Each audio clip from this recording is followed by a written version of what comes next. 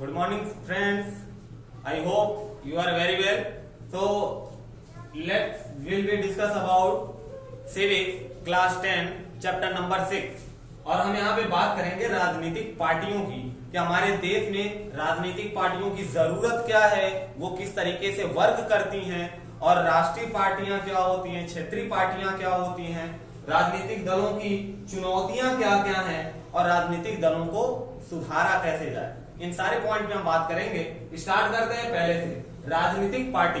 तो जैसा आपको पता है कि एक ऐसा समूह जो चुनाव लड़कर सरकार बनाने का उद्देश्य रखता है, एक ऐसा समूह जो चुनाव लड़कर सरकार बनाने का उद्देश्य रखता है, उसे राष्ट्रीय पार्टी या राजनीतिक पार्टी या दल कहते हैं। ठीक है, किसी भी राजनीतिक पार्टी में शामिल लोग कुछ नीतियों और कार्यक्रमों पर सहमत होते हैं जिनका लक्ष्य समाज की भलाई करना होता है, यानी अलग अलग योजनाएं लाना और उससे लोगों की और समाज की भलाई का कार्य करना। ये पहला पॉइंट हो गया। अगर दूसरे पॉइंट की बात की जाए तो एक राजनीतिक पार्टी लोगों को इस बात का भरोसा दिलाती है कि उनकी नीतियां अन्य पार्टियों से बेहतर है। वो चुनाव जीतने की कोशिश करती हैं ताकि अपनी नीतियों को वो सुचारू रूप से लागू कर सके। ठीक, और इसी में अगर अगले पॉइंट की बात करें तो विभिन्न राजनीतिक पार्टियां हमारे समाज के मूलभूत राजनैतिक विभाजन का प्रतिबिंब होती हैं। मूलभूत राजनैतिक विभाजन का प्रतिबिंब होती हैं। कोई भी राजनीतिक पार्टी समाज के किसी खास पार्ट का प्रतिनिधित्व करती है, इसलिए इसमें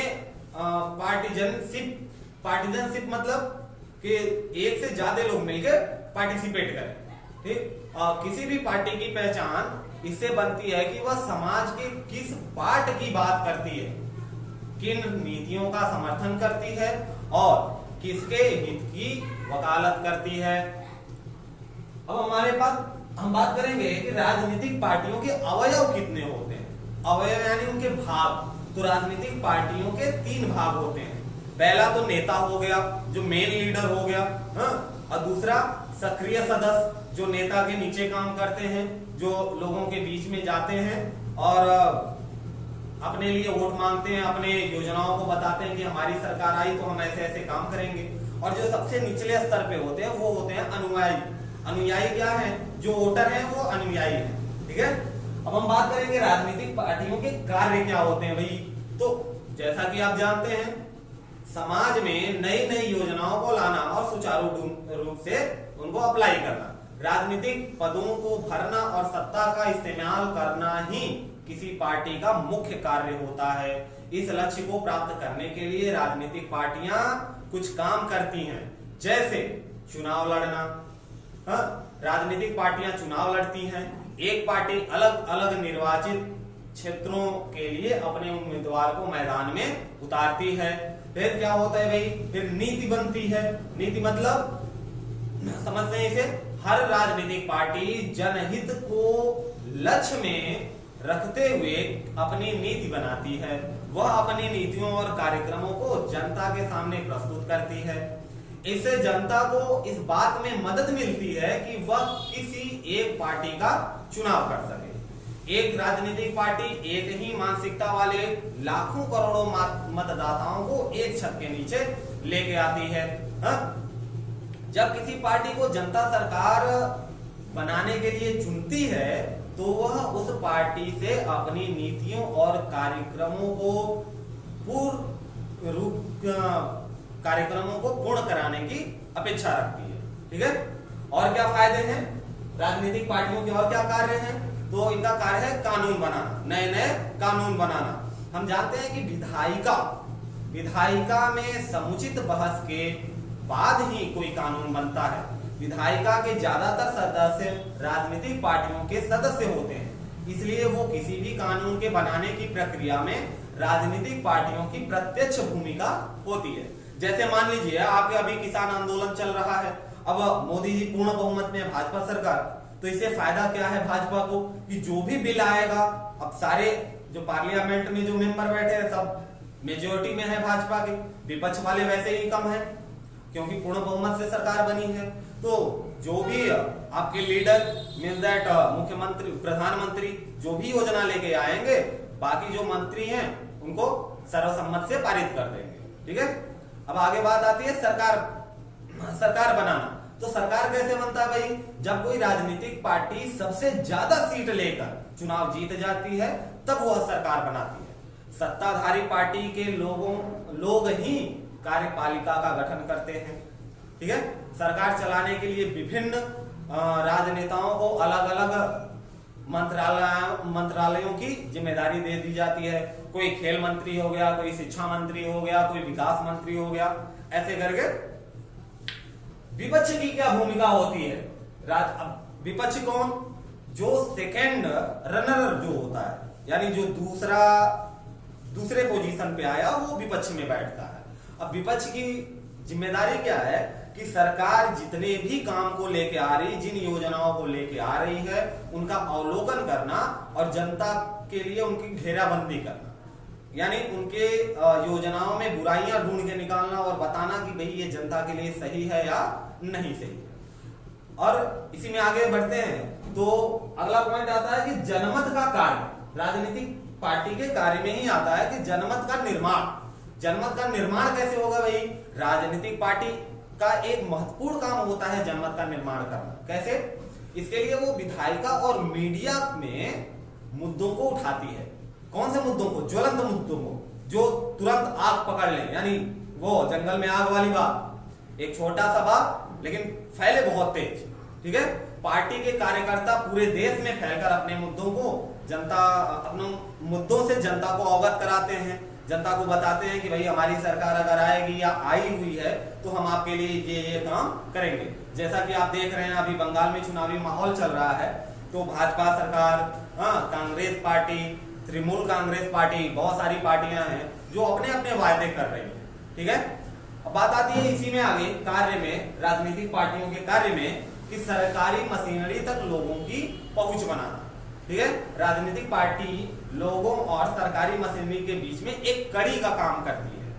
वे जन कल्याण योजनाओं को लोगों तक पहुंचाती है। कड़ी का काम कैसे करेगी? सरकार जो भी योजना लेके आएगी तो जिस एरिया के, आपने विधायक सांसद का नाम सुना होगा, तो सरकार उनको पावर देती है कि भाई आप अपने एरिया में हमारी योजनाओं को लागू करिए ताकि आने वाले समय में जनता हमें फिर से चुने। ठीक है, अब हम बात करेंगे कि राजनीतिक पार्टियों की अगर जरूरत क्या पड़ गई, तो लोकतंत्र में राजनीतिक पार्टी एक अभिन्न अंग होती है।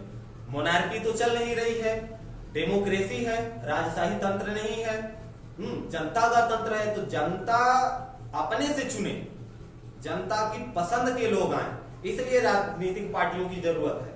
यदि कोई पार्टी एक न होकर हर उम्मीदवार को एक स्वतंत्र उम्मीदवार बनाती है, भारत में लोकसभा में कुल 500 कितने सदस्य हैं? 543।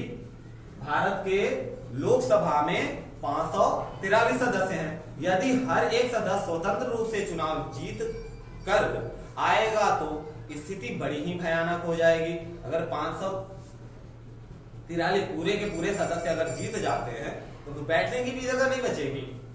वो देखते हैं ना असेंबली में नेता लोग कबड्डी करते हैं, कुश्ती सेम पोजीशन, ज्यादा भीड़ रहेगी तो किसी भी बात को लेकर डिस्कशन कम और शोरगुल ज्यादा होगा। यदि हर सदस्य स्वतंत्र रूप से चुनाव जीतकर आता है तो स्थिति गंभीर हो सकती है। कोई भी दो सदस्य किसी एक मुद्दे पर एक ही तरह से सोचने में असमर्थ होगा। अगर दो अलग अलग पार्टियों के लोग हैं तो एक ही मुद्दे पर नहीं सोचेंगे, क्योंकि उनका मुद्दा वही होगा कि अपनी पार्टी का नाम किया जाए। ठीक है, एक सांसद हमेशा अपने चुनावी क्षेत्र के बारे में सोचेगा, सांसद अपने चुनावी क्षेत्र के बारे में सोचेगा, विधायक अपने चुनावी क्षेत्र के बारे में सोचेगा और मंत्री अपने चुनावी क्षेत्र के बारे में सोचेगा। राष्ट्रहित को दरकिनार कर देगा।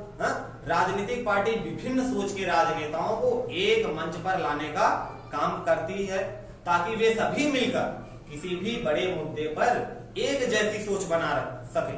ये हम क्यों देख रहे हैं? हम ये देख रहे हैं कि राजनीतिक पार्टी की जरूरत क्यों है। तो एक छत मिल जाए, एक मंच मिल जाए ताकि किसी भी योजना या किसी भी बात को लेकर अच्छे से डिस्कशन किया जा सके और एक मत तक पहुंचा जा सके।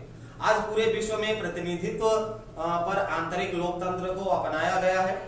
ऐसे लोकतंत्र में नागरिकों द्वारा चुने गए प्रतिनिधि सरकार चलाते हैं, ठीक है। अर्थात ये सब संभव नहीं है कि हर नागरिक प्रत्यक्ष रूप से सरकार चला सके, तो इसीलिए हमने एक सिस्टम बना दिया है और सिस्टम का नाम दे दिया क्या? राजनीतिक पार्टियां। एक ऐसी पार्टियां जहां पे लोग अपने पसंद के नेता को भेज सकते हैं, जहां पे उनके फायदे की योजनाएं चालू की जा सके, ठीक है। अब हम बात करेंगे कि कितने राजनीतिक दल भारत में, कितने राजनीतिक दल हैं और दूसरे साथ में लगे हाथ के दूसरे कंट्रियों में। तो कुछ देशों में एक ही पार्टी होती है, कुछ देशों में 2 पार्टियां होती हैं और कुछ ऐसे भी देश हैं जहां पे अनेक पार्टियां हैं। जैसे आप बात कर लो चीन की, तो चीन में एकल पार्टी सिस्टम है। एकल पार्टी यानी वहां पे एक ही है, केवल लोकतंत्र के दृष्टिकोण से। अच्छा, क्या ये लोकतंत्र के दृष्टिकोण से सही है? बिल्कुल नहीं, ये तो शाही व्यवस्था हो गई, हिटलर शाही मोनार्की जैसा, है? तो सिस्टम में लोगों के पास कोई और विकल्प नहीं रहेगा। वो जो आपका हेड लीडर है, जो मंत्री बना हुआ है, जो सर्वे सर्वा है, वो चाहे अच्छा काम करे चाहे बुरा काम करे, आप उसके ऊपर आवाज नहीं उठा सकते उसके काम के खिलाफ, जब एक पार्टी है। अब 2 पार्टी वाली अगर बात करें तो आप अमेरिका के बारे में अच्छे से जानते हैं कि अमेरिका और यूनाइटेड किंगडम में 2 पार्टी सिस्टम है। ऐसे सिस्टम में लोगों के पास विकल्प होता है कि एक बार इसको सरकार में ले आए और एक बार इसको सरकार बनाए। तो क्या होता है भाई, जब परिवर्तन होता रहता है तो काम भी सही ढंग से होता है। लेकिन अब आते हैं हम अपने देश में, तो जैसा आपको पता है कि भारत में छोटी बड़ी कुल 750 पार्टियां हैं। कितनी है भाई? 750 राष्ट्रीय और क्षेत्रीय पार्टियां मिला के 750 छोटी बड़ी पार्टियां हैं। और यहाँ कई भारत के समाज में भारी विविधता है। अब जैसा कि आपने पढ़ा भी होगा 6th क्लास में, देखा होगा, सुना होगा कि डाइवर्सिटी में यूनिटी है इंडिया में, यानी अनेकता में एकता है। और क्यों है? क्योंकि यहाँ लगभग 18 धर्म के लोग रहते हैं, हाँ? और आपकी 6000 से ज्यादा बोलियां हैं, आपके संविधान में 22 भाषाएं हैं। तो ये सब क्या है? अनेकता है। अब चले जाओ साउथ में तो वहां की भाषा समझ में ही नहीं आती। साउथ वालों को जम्मू की भाषा, यूपी की भाषा बिल्कुल समझ में नहीं आती, क्योंकि तमिल, कन्नड़, मलयालम और हिंदी बिल्कुल अलग है। तो ये हम कह सकते हैं कि ये विविधता है, इसलिए यहाँ मल्टी पार्टी सिस्टम विकसित हो गई है। मल्टी पार्टी सिस्टम में कुछ खामियां भी हैं। कई बार ऐसे राजनीतिक अस्थिरता का माहौल बन जाता है कि साल 2 साल में सरकार बदल दी जाती है। जहां पे गठबंधन से सरकार बनी है, अगर दूसरे विपक्षी पार्टी जो गठबंधन बनाया है, अगर उसको जिसकी मेजोरिटी है उसकी बातें पसंद नहीं आई तो वो अपना समर्थन वापस ले लेता है। तो उससे क्या होता है? सरकार गिर गई, ठीक है। लेकिन अगर हम मतदाताओं की बात करें तो यहाँ पे मल्टी पार्टियां हैं, मल्टी सिस्टम है और उसी हिसाब से आपके मतदाता भी है। और आपने देखा होगा चुनावी माहौल जब चलते हैं तो अभी चल रहा है जय श्री राम का नारा, हिंदुत्व का नारा। तो ये क्या है? साम दाम दंड भेद, 4 चीजें जो अप्लाई अंग्रेजों ने किया था हम पे, अब हमारे लोग हमारे ऊपर ही अप्लाई कर रहे हैं। चाहे जैसे मान जाओ, बस हमारी तरफ आ जाओ, ठीक है। अब आजादी के बाद की बात करें तो आजादी के शुरुआती दिनों से लेकर 1977 तक, 1977 तक भारत में केंद्र सरकार में केवल कांग्रेस पार्टी की सरकार बनी थी। लेकिन 1977 से 1980 के बीच में 3 साल के लिए जनता पार्टी की सरकार आ गई, ठीक है। उसके बाद फिर से 80 से 89 तक, यानी 1980 से 1989 तक कांग्रेस की वापस से सरकार बन गई। फिर 2 साल के अंतर में 1991 से 1996 तक कांग्रेस की सरकार रही। 2 साल का बीच में गैप हो गया था। फिर अगले 8 सालों तक गठबंधन की सरकार चलती रही, ठीक। 2004 से लेके 2014 तक कांग्रेस पार्टी की ऐसी सरकार रही जिसमें अन्य पार्टियों का भी गठबंधन था। 2014 में 18 वर्षों के लंबे अंतराल के बाद किसी पार्टी को पूर्ण बहुमत मिला और अपने दम पर सरकार बनाई। और आपको पता है भाजपा, जो कि अभी तक चली रही है। राजनीतिक दलों में अगर जन भागीदारी की बात करें, राजनीतिक दलों में जन भागीदारी के आदमियों की, लोगों की भागीदारी कैसी होनी चाहिए, तो लोगों में एक आम धारणा बैठ चुकी है कि लोग राजनीतिक पार्टियों के प्रति उदासीन हो गए हैं। ठीक, राजनीतिक पार्टियों के प्रति। अब बात अगर की जाए कि आप देखते होंगे चुनावी जब माहौल चलती है तो आप गांव में चले जाओ, कितने भी पीछे वाले एरिया में चले जाओ, जितना पिछड़ा हो कोई दिक्कत नहीं, लोगों को संविधान के बारे में भले ना पता हो लेकिन उनको पार्टियों के बारे में थोड़ा बहुत जरूर नॉलेज होता है। कम से कम इतना तो जरूर होता है कि उनको जिन पार्टी को वोट देना है उसके बारे में तो जानते ही जानते हैं। बाकी उनसे कोई मतलब नहीं कि संविधान क्या है, क्या होता है, क्या नहीं, अपनी पार्टी के बारे में जानते हैं। वो लोग राजनीतिक पार्टियों पर भरोसा करते भी हैं और नहीं भी करते हैं। जब जो सबूत उपलब्ध हैं वो ये बताते हैं कि यह धारणा भारत के लिए कुछ हद तक सही भी है। पिछले कई दशकों में किए गए सर्वेक्षण से प्राप्त सबूतों से के आधार पर हम ये कह सकते हैं कि पूरे दक्षिण भारत में लोगों का विश्वास राजनीतिक पार्टियों पर से उठ गया है। कहां भाई? दक्षिण भारत की बात हो रही है। सर्वे में पूछा गया कि वे राजनीतिक पार्टियों पर एकदम भरोसा नहीं या बहुत भरोसा नहीं या कुछ भरोसा या पूरा भरोसा करते हैं। ऐसे लोगों की संख्या कितनी थी जिन्होंने यह कहा कि एकदम भरोसा नहीं या बहुत भरोसा नहीं? सबसे ज्यादा इन्हीं लोगों की संख्या थी जिन्होंने कहा भाई हमें बिल्कुल भरोसा नहीं है या थोड़ा बहुत भरोसा है बस। ठीक है, जिन्होंने यह कहा कि कुछ भरोसा या बहुत पूरा भरोसा है, उनकी संख्या बहुत ही कम थी। वही जो अंधे भक्त होंगे वही ऐसा बोलेंगे। हमें क्या करना है? हमें तो ये देखना है कि कौन सी पार्टी का व्यक्ति पढ़ा लिखा और समझदार है, कौन भारत के लिए काम करेगा, भारत की जनता के लिए काम करेगा, न कि अपने के लिए और अपने पार्टी फंड के लिए काम करेगा। अगर इसी बात को आगे बढ़ाएं तो पूरी दुनिया में लोग राजनीतिक दलों पर कम ही भरोसा करते हैं और उन्हें संदेह की दृष्टि से देखते हैं। क्यों? नेता झूठे हो। हाँ, पांचों उंगलियां बराबर नहीं होती हैं, एक्सेप्शनल यहां भी मिलते हैं। कुछ ऐसे नेता हैं जिनके ऊपर आप भरोसा कर सकते हैं, वो अपने अपने विचार और अपने सोच की बातें हैं। लेकिन जब हम बात लोगों द्वारा राजनीतिक दलों के क्रियाकलाप में भाग लेने की करते हैं तो ये स्थिति अलग हो जाती है। कैसे? कई विकसित देशों की तुलना में भारत में ऐसे लोगों का अनुपात अधिक है जिन्होंने माना कि वे किसी राजनीतिक पार्टी के सदस्य हैं। यानी भारत के लोग बाकी देशों की अपेक्षा ज्यादा जुड़े हुए हैं किसे? राजनीतिक पार्टियों से। राजनीति और वैसे भी चुनावी माहौल में आप देखते होंगे गांव के हर चौराहे पर ही पार्लियामेंट बन जाता है। सब अपने आप को मुख्यमंत्री ही समझते हैं। जैसे क्रिकेट का मैच होता है तो सचिन आउट हो गया, सचिन तो पुराना हो गया, फिर भी सचिन आउट हो गया तो लोग अपना अपना ओपिनियन देते हैं कि ऐसे खेलना था, वैसे खेलना था, भले उन्होंने जीवन में कभी बैट ना पकड़ी हो। वैसे ही चुनावी माहौल जब आता है तो हर चौराहे पर, नुक्कड़ पर, चाय की दुकान पे लोग अपने अपने ओपिनियन रखते हैं। ठीक है, पिछले 3 दशकों में अगर देखा जाए तो लोगों का प्रतिशत बढ़ा है यह मानने की कि राजनीतिक पार्टियों के वो सदस्य हैं। इस अवधि में ऐसे लोगों का अनुपात भी बढ़ा है जिन्हें ऐसा लगता है कि वह किसी भी राष्ट्रीय पार्टी या राजनीतिक पार्टी के करीब है। ठीक है, अब हम बात करेंगे राष्ट्रीय पार्टियों की। अच्छा, अभी राजनीतिक पार्टियों की बात हो रही थी, अब देखते हैं राष्ट्रीय पार्टी। तो राष्ट्रीय पार्टी क्या है? जो पूरे राष्ट्र में चुनाव लड़ जाए, जैसे भाजपा है और आपकी कांग्रेस है, ये सब राष्ट्रीय पार्टियां हैं।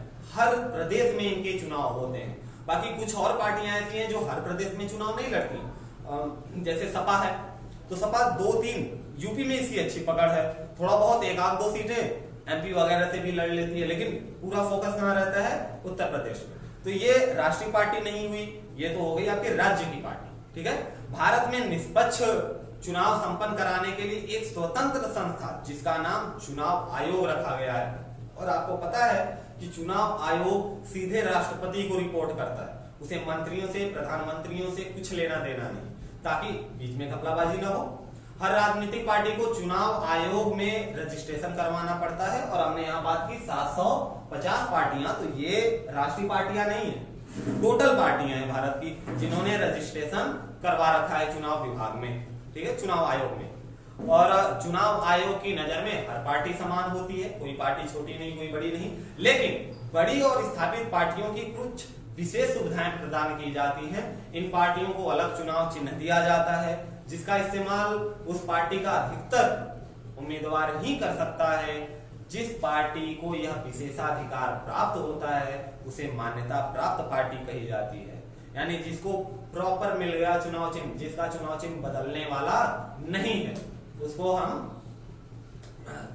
बड़े स्तर की पार्टियां कहते हैं। ठीक है, अब अगर हम बात करें राज्य स्तर की पार्टियों की, तो जिस पार्टी को विधानसभा में चुनाव के कुल वोटों में से कम 6% वोट प्राप्त हो और जो कम से कम 2 सीटों पर जीत दर्ज कर चुकी हो, ऐसी पार्टियों को हम राज्य स्तर की पार्टियों का दर्जा दे लेते हैं। ठीक है, अब राष्ट्रीय स्तर की पार्टियों का अगर बात करें तो उनके लिए क्या क्राइटेरिया होना चाहिए, तो जिन पार्टियों को लोकसभा की चुनाव में या 4 राज्यों के विधानसभा के चुनाव में, लोकसभा के चुनाव में या 4 राज्यों के विधानसभा के चुनाव में कम से कम 6% वोट प्राप्त हो और जो लोकसभा में कम से कम 4 सीटों पर जीत दर्ज कर चुकी हो, उसे हम राष्ट्रीय पार्टी का दर्जा दे देते। हम मतलब चुनाव आयोग की बात हो रही है। ठीक है, हम नहीं देते, चुनाव आयोग देता है।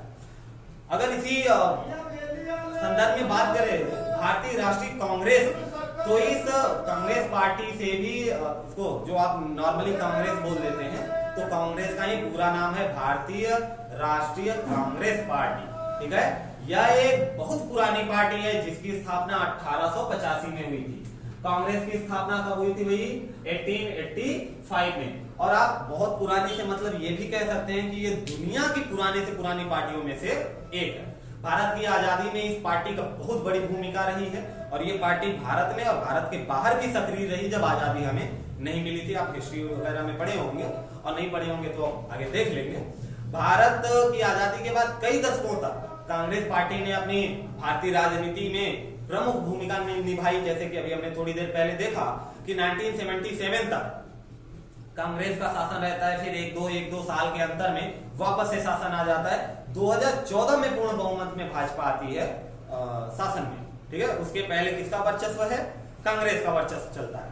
ठीक, आजादी के बाद के 70 वर्षों में 50 से अधिक वर्षों तक कांग्रेस पार्टी का ही सरकार चली है।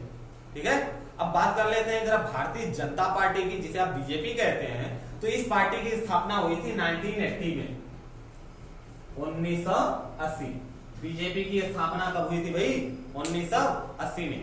इस पार्टी की भारतीय जनसंघ के पुनर्जन्म के रूप में माना जाता है। तो पहले बीजेपी भारतीय जनता पार्टी नहीं थी, बल्कि भारतीय जनसंघ पार्टी थी और बीच में कुछ मनमुटाव होने की वजह से ये टूट जाती है, यानी एक नया रूप ले लेती है और फिर बनती है भारतीय जनता पार्टी, बीजेपी। ठीक है, भारतीय जनता पार्टी हिंदुत्व पर आधारित राष्ट्रवाद को बढ़ावा देना चाहती है।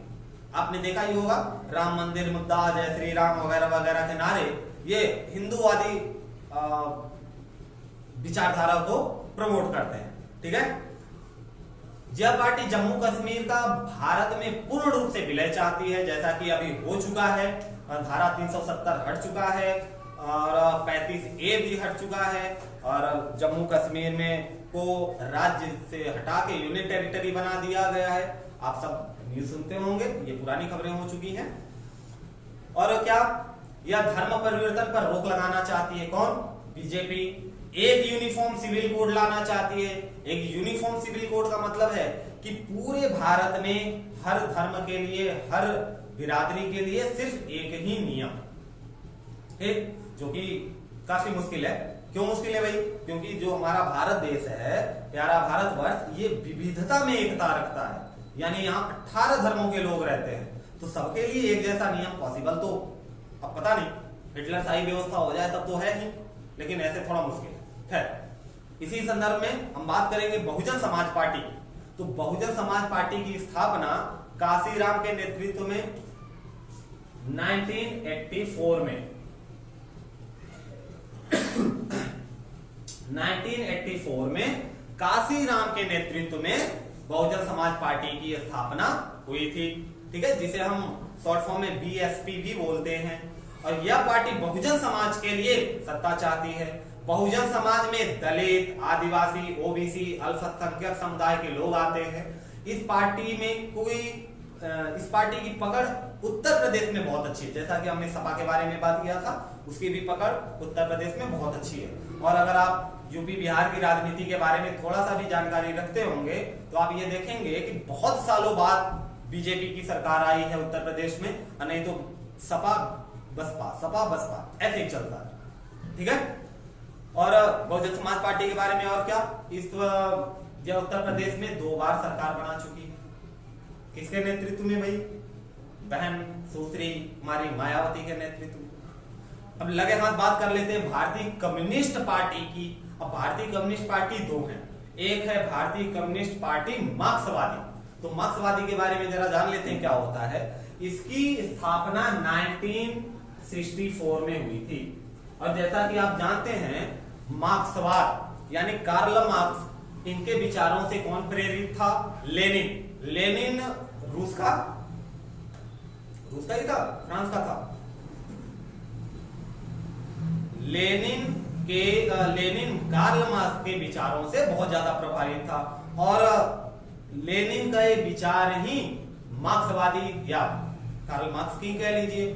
और चाइना में, रसिया में और आपके भारत में भी कई ऐसे क्षेत्र हैं, पार्टी बनी हुई है तो उसकी विचारधारा को मानने वाले भी लोग होंगे। इस पार्टी को पश्चिम बंगाल, केरल और त्रिपुरा में अच्छा समर्थन प्राप्त है। ठीक है। कहां? पश्चिम बंगाल, केरल और त्रिपुरा में। ठीक। खास तौर से गरीबों, मिल मजदूरों, किसानों, कृषक, श्रमिकों और बुद्धिजीवियों के बीच ये खासा चर्चा का विषय है, फेमस है। आपने अगर भगत सिंह के बारे में थोड़ा भी जानकारी आपको होगी तो आपको पता होगा कि वो कम्युनिस्ट में ही बिलीव रखते थे, कम्युनिस्ट को ही मानते थे। ठीक। लेकिन हाल के कुछ वर्षों की बात करें तो इस पार्टी की लोकप्रियता में तेजी से गिरावट आई है और पश्चिम बंगाल की सत्ता इसके हाथ से निकल चुकी है। ठीक। अब बात कर लेते हैं भारतीय कम्युनिस्ट पार्टी। हमने अभी भी देखा भारतीय कम्युनिस्ट पार्टी मार्क्सवादी, लेकिन अभी हम बात करेंगे भारतीय कम्युनिस्ट पार्टी की। तो सिर्फ भारतीय कम्युनिस्ट पार्टी की स्थापना हुई थी 1925 में। कब हुई थी भाई? 1925 में। अच्छा, इसकी क्या नीतियां थी? तो इसकी नीतियां सीपीआईएम से मिलती हैं। जो भारतीय कम्युनिस्ट पार्टी मार्क्सवादी है उससे इसकी नीतियां मिलती हैं। 1964 में पार्टी के विभाजन के बाद यह कमजोर हो गया। स्थापना कब हुई? 1925 में। और 1964 में क्या हुआ? पार्टी में विभाजन हो गया। विभाजन का वजह तो जानते ही हैं, विचारों का न मिलना। ठीक है। सत्ता की भूख, ताकत की भूख। इस पार्टी को केरल, महाराष्ट्र, पश्चिम बंगाल, पंजाब, आंध्र प्रदेश और तमिलनाडु में ठीक ठाक समर्थन प्राप्त हो जाता है। लेकिन इसका जनाधार पिछले कुछ वर्षों में तेजी से खिसक रहा है। ठीक है। 2004 के लोकसभा चुनाव की बात करें तो इस पार्टी को 1.4% वोट मिले। कितने? 1.4% वोट मिले थे, जिसकी वजह से 10 सीटें इसको मिल गई थी। लेकिन बस सिमट गई थी 10 पे आके। शुरू में इस पार्टी ने यूपी सरकार का बाहर से समर्थन किया था, लेकिन 2008 के आखिर में इसने अपना समर्थन क्या किया? वापस ले लिया। जैसा हमने पहले भी देखा, समझा कि गठबंधन में भी सरकार बनती है, लेकिन जब विचार नहीं मिलते साल 2 साल बाद, अगर गठबंधन वाली सरकार में कोई पार्टी जिसने सपोर्ट किया है अगर वो अपना समर्थन वापस ले लेती है तो सरकार वहीं पे गिर जाती है। अच्छा, अब राष्ट्रवादी कांग्रेस पार्टी की बात करें। देखिए, कांग्रेस पार्टी, भारतीय कांग्रेस पार्टी, राष्ट्रवादी कांग्रेस पार्टी अलग। राष्ट्रवादी कांग्रेस पार्टी में फूट के परिणाम स्वरूप 1999 में इस पार्टी का जन्म हो गया। तो हमने जैसे देखा कि भाजपा में फूट पड़ी, जैसे आपकी कम्युनिस्ट में फूट पड़ी, वैसे ही कांग्रेस में भी फूट पड़ी। और ये कब फूट पड़ी थी कांग्रेस में? 1999 में, 1919 में। और ये नई पार्टी बन के आई, किस नाम से? राष्ट्रवादी कांग्रेस पार्टी के नाम से आई। यह पार्टी लोकतंत्र, गांधीवादी, धर्मनिरपेक्षता, समानता, सामाजिकता, न्याय और संघीय ढांचे की वकालत करती है। ठीक है। संघीय ढांचा मतलब आपका जो संघीय देश है ना भारत, यह महाराष्ट्र में काफी शक्तिशाली है और इसको मेघालय, मणिपुर और असम में भी समर्थन प्राप्त हो जाता है। अब क्षेत्रीय पार्टियों की बात करें तो क्षेत्रीय पार्टियों का उदय पिछले 3 दशकों में कई क्षेत्रीय पार्टियों का महत्व बढ़ा है। यह भारत में लोकतंत्र के फैलाव और उसकी गहरी होती जड़ों को दर्शाता है। कुछ क्षेत्रों में नेता अपने अपने राज्यों में काफी शक्तिशाली हैं। Samajwadi party, Biju Janata Dal, AIADMK, DMK आदि क्षेत्रीय पार्टियों के उदाहरण हैं। कौन कौन से भाई? बीजू जनता पार्टी, समाजवादी, सपा अभी हमने बात की थी, AIADMK और बहुजन भी आपकी क्षेत्रीय ही पार्टी है, DMK ये भी क्षेत्रीय पार्टी है। अब हम बात करेंगे, ये तो बात थी हमारी राष्ट्रीय पार्टियों की, ठीक है। अब हम बात करेंगे राजनीतिक दलों के लिए क्या क्या चुनौतियां होती हैं, ऐसी क्या क्या परेशानियां हैं जिनका सामना राजनीतिक दलों को करना पड़ता है। आम जनता इस बात से नाराज रहती है कि राजनीतिक दल अपना काम ठीक ढंग से नहीं कर रही। जनता हमेशा राजनीतिक दलों की आलोचना करती रहती है। जाहिर सी बात है, सबके मन का काम तो हो नहीं सकता, तो आलोचना सहना पड़ेगा। राजनीतिक दलों को अपना काम प्रभावी ढंग से चलाने के लिए कई चुनौतियों का सामना करना पड़ता है, ठीक। ये चुनौतियां कौन कौन सी है भाई, हम देखेंगे कि पहली चुनौती हो सकती है कि पार्टी के भीतर आंतरिक लोकतंत्र न हो। आंतरिक लोकतंत्र का मतलब क्या है कि लोकतंत्र का अर्थ कि कोई भी फैसला लेने से पहले कार्यकर्ताओं से परामर्श लिया जाए, परंतु वास्तव में ऐसा कुछ नहीं होता।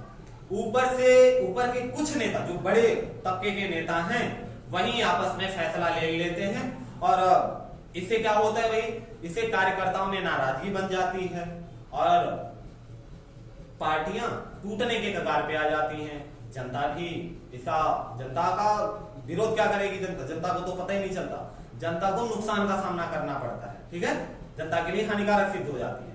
अगर दूसरी बात करें कि पार्टी के आंतरिक चुनाव भी नहीं होते।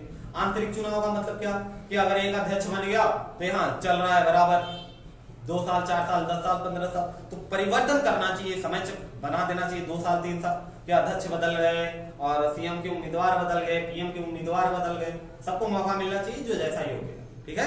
और पार्टियों के नाम पर सारे फैसले लेने का अधिकार वो पार्टी का के नेता के हाथ में होता है। जैसा कि पूर्ण बहुमत में भाजपा अभी है, तो मोदी जी जैसा चाहे वैसा निर्णय ले रहे हैं। हालांकि इसमें हम किसी पार्टी विशेष की बुराई नहीं कर रहे हैं, हम लोग पढ़ाई को, इस बात को समझने की कोशिश कर रहे हैं कि कैसे पूर्ण बहुमत होने पर सर्वे सर्वा व्यक्ति, जो सर्वे सर्वा है, वो निर्णय ले लेता है और छोटे मंत्रियों को उनका निर्णय मानना पड़ता है, ठीक है। और अगली चुनौती क्या आती है भाई? वंशानुगत चुनौती। वंशानुगत यानी एक वंश के बाद एक, जैसा कि आप वंशानुगत कांग्रेस में बहुत ज्यादा देखने को मिलेगी। कांग्रेस में क्या है भाई, अभी राहुल गांधी, सोनिया गांधी, उनके पहले थे राजीव गांधी, इंदिरा गांधी, पंडित जवाहरलाल नेहरू, सब अध्यक्ष वहीं बने बैठे हैं, कोई नया अध्यक्ष नहीं बन रहा, तो उन्हीं एक ही खानदान के लोग हैं। ये है आपका वंशानुगत, ठीक है। वंशवाद को हटाना पड़ेगा, ये भी एक चुनौती है। जिससे होता क्या है भाई कि जनता की नजर में, उनके माइंड में ये सेट हो जाता है कि ये पार्टी जो कि अपने ही लोगों को बस देख रही है, वो क्या कर रही है, अपने फायदे का सोच रही है, न कि देश के हित में कार्य कर रही है, ठीक है। और क्या होता है, पैसा और अपराधी तत्वों की घुसपैठ बढ़ जाती है। कैसे? राजनीतिक दलों के सामने आने वाली तीसरी चुनौती है, सबसे बड़ी चुनौती, कि पैसा और घुसपैठ, विशेष चुनाव के दिनों में, और आपराधिक तत्वों की बढ़ोतरी, घुसपैठ हो जाती है। जब चुनावी माहौल आता है तो आपराधिक तत्व कहीं धमका के वोट लेने की कोशिश करते हैं, कहीं रिश्वत खिला के वोट लेने की कोशिश करते हैं। कई बार ऐसा होता है कि जहां पे वोट दिया जाता है बूथ पे, उसी में लूटमार हो जाती है, आग लगा दी जाती है और फर्जी वोट डाल दिए जाते हैं, ठीक। चुनाव जीतने की होड़ में राजनीतिक दल पैसे का अनुचित प्रयोग करने लगते हैं, दल की बहुमत सिद्ध करने का प्रयत्न करती हैं। राजनीतिक दल उसी उम्मीदवार को टिकट देती है जिसके पास पैसा होता है, ठीक है, क्योंकि चुनाव में बहुत सारा पैसा खर्च होता है। राजनीतिक दल यह भी देखती है कि व्यक्ति अपराधी है या नहीं। क्या देखती है?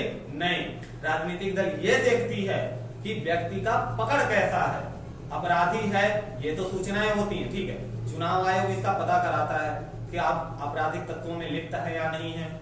और चुनाव आयोग ये भी देखता है कि आपके पास संपत्ति कितनी है, लेकिन जो जानकारी आपने दी है वो सत्य है या नहीं है, इसकी जांच करने वाली अभी कोई ढंग की कमेटी नहीं बनी है, तो इस पे कार्य होना चाहिए। ठीक है। अब पार्टियों के बीच अगर विकल्प विहीनता की स्थिति आ जाए तो भी मतभेद होगा और ये पार्टी के लिए चुनौती होगी। विकल्प विहीनता का मतलब क्या हुआ कि किसी पार्टी में एक ही चेहरा हो, उसके सिवा कोई विकल्प ही ना हो, तो मजबूरी है आदमी को कि उसी को हम सर्वे सर्वा बना दें। ठीक है। आज के युग में भारत में ही नहीं वरन विश्व भर के राजनीतिक दलों के पास विकल्प की कमी है, उसके पास नई नई चीजें पेश करने के लिए कुछ खास नहीं होता है। ठीक है। राजनीतिक दलों में सुधार लाने के लिए विभिन्न दलों की नीतियों और कार्यक्रमों में महत्वपूर्ण अंतर लाना ही सार्थक विकल्प है। जो भी नीतियां चल रही हैं, चाहे वो किसी भी दल की हों, सबके मत से होना चाहिए, विचार विमर्श से होना चाहिए। अगर ये काम हो रहा है तो आप चुनौती को फेस कर जाएंगे। ठीक है। और क्या होता है भाई, वैचारिक अंतर की कमी होती है। ठीक है। हमारे देश में भी सभी बड़ी पार्टियों के बीच आर्थिक मामलों पर बड़ा कम अंतर रह गया है। जो लोग अपने इसके अलग नीतियां चाहते हैं उनके लिए विकल्प उपलब्ध नहीं है। अच्छे नेताओं की क्या है, कमी है। आप उठा के देख लो हिस्ट्री, शायद ही 2-4 नेताओं को छोड़कर ऐसा शायद ही कोई नेता हो जिसके ऊपर कोई अपराध का मुकदमा न चल रहा हो या अपराध प्रवृत्ति में लिप्त न हो। ठीक। तो हम बात करेंगे इनको सुधारने का, किसको, राजनीतिक दलों को सुधारने का उपाय क्या क्या है। तो भाई हमारे राजनीतिक पार्टियों को सुधारना तो बहुत जरूरी है। कैसे, दल बदल कानून बनाकर। पहले क्या होता था कि आदमी सांसद जब चाहे तब दल बदल लेता था, लेकिन राजीव गांधी की सरकार के समय पास किए कानून एक बना और उस कानून में क्या बताया गया भाई कि कोई भी विधायक या सांसद पार्टी बदलता है तो उसकी विधानसभा या संसद की सदस्यता उसी समय समाप्त कर दी जाएगी। यानी आप पावर में नहीं रहेंगे। अब दूसरी पार्टी पकड़े हैं तो जाइए वहां चुनाव लड़िए, वहां जीतिए, तब पावर में है। ठीक है। इस कानून से दल बदल करने की कोशिश कम हो गई। ठीक। लेकिन इस कानून ने पार्टी में विरोध का स्तर उठाया। ठीक है। क्या हुआ कि जो लोग छोड़ के जाना चाहते थे, अब अगर वो छोड़ के गए तो अब क्या होगा भाई, उनकी ताकत खत्म हो जाएगी, पावर समाप्त हो जाएगी। अब तो सत्ता भी छोड़ना पड़ेगा उन्हें, अपना पद छोड़ना पड़ेगा। तो इससे कई लोग थे जो ये बात मान नहीं रहे थे, तो उनके विचारों में क्या हो गया, मतभेद हो गया। अब सांसद या विधायक को हर वो बात माननी पड़ती है जो पार्टी के नेता का निर्णय होता है। ठीक है। तो ये तो हो गया पहला पॉइंट कि हम राजनीतिक पार्टियों को सुधारें कैसे। और आगे के लिए देखें अगर तो नामांकन के समय क्रिमिनल केस का ब्यौरा देना और संपत्ति का ब्यौरा देना, इसके लिए भी कानून बना है। ठीक है। अब चुनाव लड़ने वाले उम्मीदवार क्या करते हैं कि उनको अनिवार्य है कि नामांकन के समय एक शपथ पत्र दें। शपथ पत्र में वो अपने संपत्ति का ब्यौरा बताएंगे और उनके ऊपर चलने वाले क्रिमिनल केसेस का ब्यौरा बताएंगे। इससे जनता के पास उस उम्मीदवार के बारे में अधिक से अधिक जानकारी हो जाती है। ठीक है। लेकिन उम्मीदवार द्वारा दी गई यह सूचना सत्य है या नहीं है, इसकी जांच करने का भी कोई प्रॉपर सिस्टम नहीं बन पाया है। ठीक। और बात क्या करें अगर राजनीतिक दलों को सुधारने की, तो अनिवार्य संगठन चुनाव और टैक्स रिटर्न। अब ये क्या होता है भाई, तो चुनाव आयोग ने जब पार्टियों के लिए संगठन चुनाव का और टैक्स रिटर्न को अनिवार्य कर दिया है, तो राजनीतिक पार्टियों ने इसे शुरू कर दिया है, लेकिन अभी यह महज औपचारिकता के तौर पे चल रहा है। अच्छा, इसका मतलब क्या हुआ कि अगर आप कुछ चुनाव लड़ रहे हैं तो चुनाव आयोग आपसे कहेगा कि आपको टैक्स भरना पड़ेगा और एक लिमिट बनाई जाती है कि आप इससे ज्यादा खर्च नहीं कर सकते। और क्या होनी चाहिए भाई, और कि जो भी खर्चे हो रहे हैं पार्टी अपने फंड से तो करती ही है, लेकिन वो कहां से उठाती है पैसे, फंड में कहां से आते हैं, नई योजना चालू करना, लोगों से ही पैसा लेना और अपने पास रखना, योजना बंद कर देना, पैसे को उठा के चुनाव में लगा देना। तो ये वाला सिस्टम बंद हो जाए तो पार्टियां सुधर जाएंगी। ठीक है, तो ये हमारे लगभग सारे पॉइंट कवर हो गए हैं। एक बार हम क्वेश्चन पे भी डिस्कस कर लेते हैं।